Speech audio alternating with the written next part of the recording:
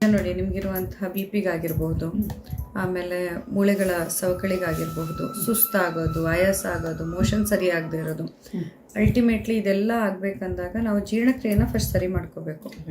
ಜೀರ್ಣಕ್ರಿಯೆ ಸರಿ ಆದಮೇಲೆ ಬೇರೆ ಎಲ್ಲ ನಿಮಗೆ ಸಿಂಪ್ಟಮ್ಯಾಟಿಕಲಿ ರಿಲೀಫ್ ಆಗ್ತಾ ಬರ್ತದೆ.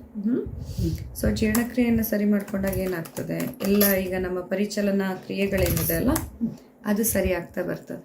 ಈಗ ರಕ್ತ ಪರಿಚಲನೆ ಸರಿಯಾಗಬೇಕು, ಆವಾಗ ಪೋಷಕಾಂಶಗಳೆಲ್ಲ ಜೀವಕೋಶಗಳಿಗೆ ತಲುಪುತ್ತೆ, ಆಗ ಆಯಾಸ ಕಡಿಮೆ ಆಗುತ್ತೆ.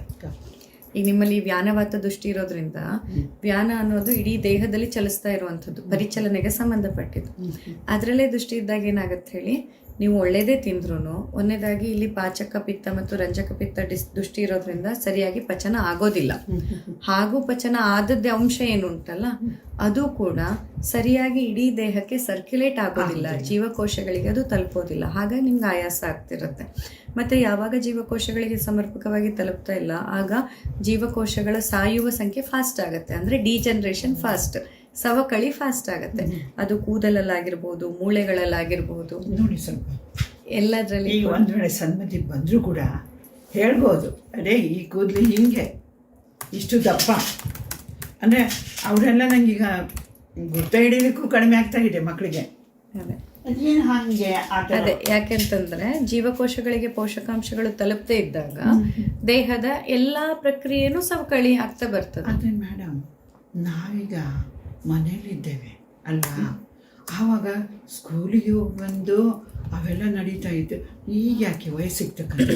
ಇಲ್ಲ, ವಯಸ್ಸಿಗೆ ತಕ್ಕಂತೆ ಅಷ್ಟೇ ಅಲ್ಲ, ನಾವು ಸ್ಕೂಲಿಗೆ ಹೋಗುವಾಗ ನಮ್ಮ ಜವಾಬ್ದಾರಿಯನ್ನು ನಿಭಾಯಿಸುವಾಗ ನಮ್ಮನ್ನು ನಾವು ಎಷ್ಟು ನೆಗ್ಲೆಕ್ಟ್ ಮಾಡ್ಕೊಂಡು ಬಿಟ್ಟಿರ್ತೇವೆ ಅಂತಂದ್ರೆ, ನಮ್ಮ ಆಹಾರಕ್ಕೆ, ನಮ್ಮ ಒಂದು ದೇಹಕ್ಕಾಗಿ ಎಷ್ಟೆಲ್ಲ ಸತಿ ಬಹುಶಃ ಜ್ವರ ಬಂದರೂ ನೀವು ಹೋಗಿ ಕೆಲಸ ಮಾಡಿರ್ಬೋದು, ಎಷ್ಟೆಲ್ಲ ಸತಿ ಮೈಕೈ ನೋವಿದ್ರೂ ನೀವು ಇಲ್ಲ ಕೆಲಸ ಫಸ್ಟ್ ಆದ್ಯತೆ ಅಂತ ಮಾಡಿರ್ಬೋದು. ಅದು ತಪ್ಪು ಅಂತಲ್ಲ, ಬಟ್ ಅವಾಗ ನಿಮ್ಗೆ ಯಾಕೆ ಇದೆಲ್ಲ ಗೊತ್ತಾಗ್ತಿರ್ಲಿಲ್ಲ ಅಂತಂದರೆ ಮನಸ್ಸಿನ ಗಮನ ಪೂರ್ತಿ ಕೆಲಸದ ಮೇಲೆ, ಆ ಡೆಡಿಕೇಶನಿಂದ ಕೆಲಸ ಮಾಡುವಾಗ ಅದು ಗೊತ್ತಾಗಲಿಲ್ಲ. ಈಗ ರಿಟೈರ್ಡ್ ಆದಮೇಲೆ ಎರಡು ಬದಲಾವಣೆ. ಒಂದು, ಇಷ್ಟು ವರ್ಷ ನಾವೇನೇನು ಜರ್ಜರಿತ ಮಾಡಿರ್ತೇವೆ ಅದೆಲ್ಲ ವಾಪಸ್ ಈಗ ಫೀಲ್ ಆಗಲಿಕ್ಕೆ ಸ್ಟಾರ್ಟ್ ಆಗ್ತದೆ. ಎರಡನೇದಾಗಿ ರಿಟೈರ್ಮೆಂಟ್ ಆದಮೇಲೆ ನಮ್ಮ ಮನಸ್ಸು ಕೂಡ, ಅಂದರೆ ಈಗ ಒಂದೇ ಸತಿ ಈಗ ಅಷ್ಟು ಬ್ಯುಸಿ ಇದ್ದವರು ಸಡನ್ ಆಗಿ ಈಗ ರಿಟೈರ್ಡ್ ಲೈಫ್, ಅದರಲ್ಲೂ ಈಗ ಮಕ್ಕಳು ದೂರ ಇದ್ದಾಗ ಇದು ಮಾಡುವಾಗ ಆಗಲಿಲ್ಲ. ARS ತಗೊಂಡೆ. ನಮ್ಮ ಮನುಷ್ಯ ಸ್ವಲ್ಪ ಇದರಲ್ಲಿದ್ರು, ಇದು ಕಿಡ್ನಿ ಎಲ್ಲ ಗೊತ್ತಾಯ್ತಾ, ಅವ್ರು ಸ್ವಲ್ಪ ಮನೆತನ ಸ್ವಲ್ಪ ನನಗೆ ಸ್ವಲ್ಪ ಕಷ್ಟ ಇತ್ತು. ಸೊ ಅದು ಒಂದು ಹಾಗಿದ್ರೆ ಸ್ಟ್ರೆಸ್ ಆಗಿರ್ಬೋದು. ಸ್ಟ್ರೆಸ್ ತುಂಬ ಆಗಿದೆ. ಆ ಸ್ಟ್ರೆಸ್ಸಿಂದಾಗಿ ಈಗಾದ್ರೂ ಅಷ್ಟೇ ಮೇಡಮ್, ಈಗಾದ್ರೂ ಸ್ಟ್ರೆಸ್ಸೇ ನನಗೆ ಸ್ವಲ್ಪ.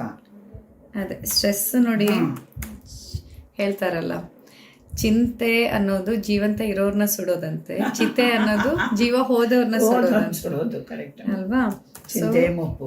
ಈ ಚಿಂತೆ ಅನ್ನುವಂಥದ್ದು ನಮ್ಮ ದೇಹದಲ್ಲಿ ಎಲ್ಲ ಸವಕಳಿಯ ಕೆಲಸವನ್ನ ಇನ್ನಷ್ಟು ಫಾಸ್ಟ್ ಆಗೋ ಥರ ಮಾಡುತ್ತೆ, ನಮ್ಮನ್ನ ಇನ್ನಷ್ಟು ಬೇಗ ವೃದ್ಧಾಪ್ಯ ಅಂದರೆ ಕೇವಲ ಫಿಸಿಕಲ್ ವೃದ್ಧಾಪ್ಯ ಅಷ್ಟೇ ಅಲ್ಲ, ದೈಹಿಕವಾಗಿ ಮಾನಸಿಕವಾಗಿ ನಮ್ಮನ್ನು ಇನ್ನಷ್ಟು ಕುಗ್ಗೋ ಥರ ಮಾಡ್ತಾ ಬರುತ್ತೆ.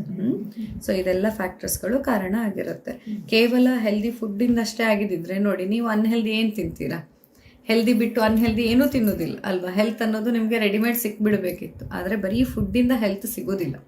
ಫುಡ್ಡು ಕೂಡ ಹೌದು, ಫುಡ್ಡು ಜೊತೆಯಲ್ಲಿ ನಮ್ಮ ದಿನಚರಿ, ನಮ್ಮ ಸ್ಟ್ರೆಸ್ಸು, ನಮ್ಮ ಬೇರೆ ಎಲ್ಲ ಫ್ಯಾಕ್ಟರ್ಸ್ಗಳು ಕಾರಣ ಆಗುತ್ತೆ. ಏನಾಗಿದೆ ಈಗ ನಂಗೆ